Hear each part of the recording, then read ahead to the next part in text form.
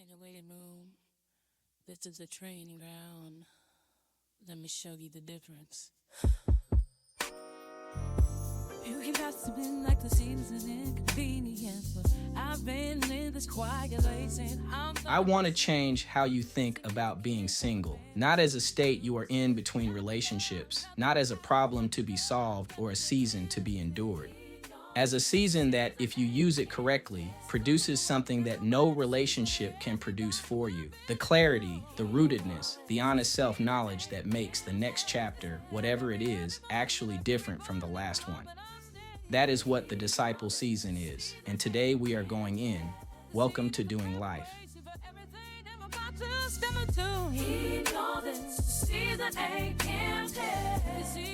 Welcome back. Ben Robinson here. Kofi is with me, and today we are talking about something I have lived, the disciple season, the intentional choice to be single, not by default, not while waiting for the right person to show up, but as a deliberate formation season.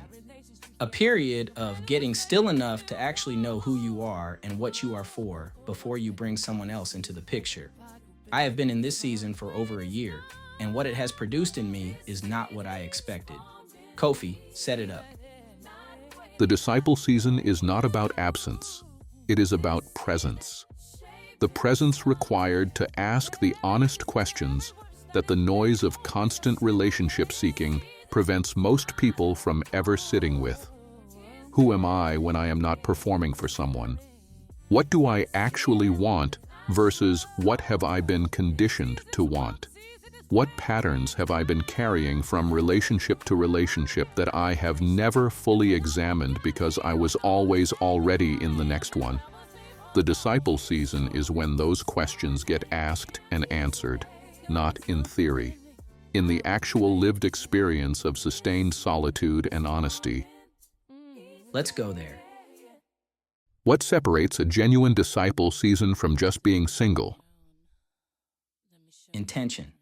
A genuine disciple season is a deliberate choice, a decision to use the absence of a romantic relationship to do specific work on yourself, not passive waiting. Active formation. It requires three things. First, real stillness. Not isolation, but the genuine willingness to sit with yourself without immediately filling the vacancy with the next distraction. Social media, excessive busyness, casual connection that is really just avoiding the quiet, all of that is the enemy of the disciple season. Second, honest inventory. The questions I mentioned at the start. What are my actual patterns? What have I been running from? What am I actually looking for and why?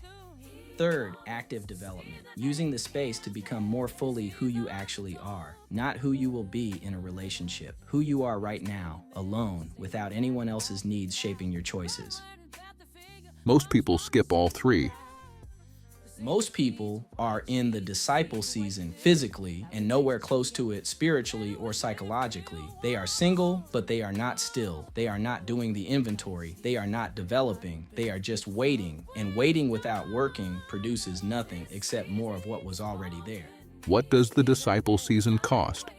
Because I think people romanticize it without understanding what it actually requires. It costs comfort, the comfort of always having someone, of filling the quiet with another person's presence, of defining yourself in relationship to someone else. Those things are not just habits. They are identity structures for a lot of people. Take them away and you find out who you are without them. And that finding out is not always comfortable. Some of what you find is good. Some of what you find is the work. And the work, when you have been avoiding it for years, can feel overwhelming when it finally surfaces in the quiet. What does it give in return? It gives you yourself, the actual version, not the version that has been shaped and managed and adjusted for every relationship you have been in. The version that exists when none of that is present. And that version, the rooted, honest, unmanaged version, is what every relationship you enter after this season gets. Instead of the version that was assembled to fit the last person. That trade is worth whatever the disciple season costs. How do you know when the disciple season is done? When you are ready to move forward? Not a checklist, a quality of presence. You know the disciple season has done its work when you can answer honestly, who am I, what am I for, what do I need, and what am I not willing to compromise on? Not perfectly, honestly, when you can sit in the quiet without it feeling like an emergency, when you can meet someone and assess alignment rather than just feel the connection and move on it. When the idea of being with someone comes from fullness rather than vacancy, when you are not looking for someone to complete you because you have done enough of your own completing. That is not arrival, but it is far enough in that the next relationship gets a fundamentally different version of you than the previous ones did.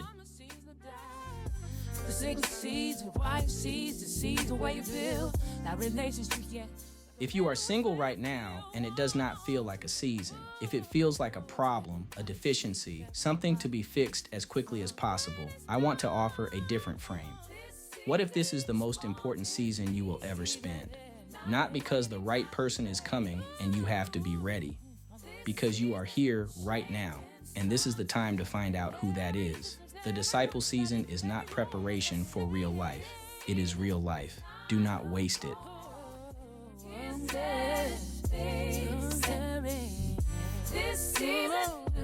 My final thought, the disciple season is the season in which the blueprint becomes most readable. When the noise of performing for another person is removed, what remains is closer to the original. The fragment that survived, the identity that was always there. The disciple season does not create that. It reveals it. And what it reveals is what every relationship you enter after it gets to be in relationship with, which changes everything. My final thought, the disciple season gave me back something I did not know I had lost. The ability to be still without it feeling like failure.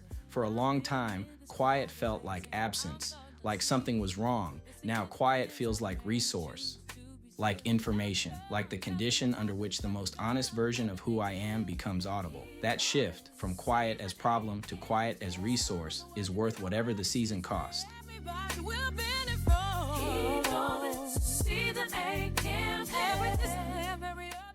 This week, do these things. 1. If you are single, honestly assess whether you are in a waiting room or a formation season. What is the difference in how you are using this time? 2. Practice real stillness this week. 1 hour with no phone, no noise, no content, just you. Notice what surfaces. 3. Write honest answers to the 4 disciple season questions. Who am I? What am I for? What do I need? What am I not willing to compromise on? 4. If you are in a relationship, identify whether you did a genuine disciple season before entering it. If not, what work might still need to be done individually that you have been doing inside the relationship instead. 5. Identify what you have been using to fill the quiet, name it specifically, and ask honestly whether it is producing anything or just preventing the discomfort of the stillness.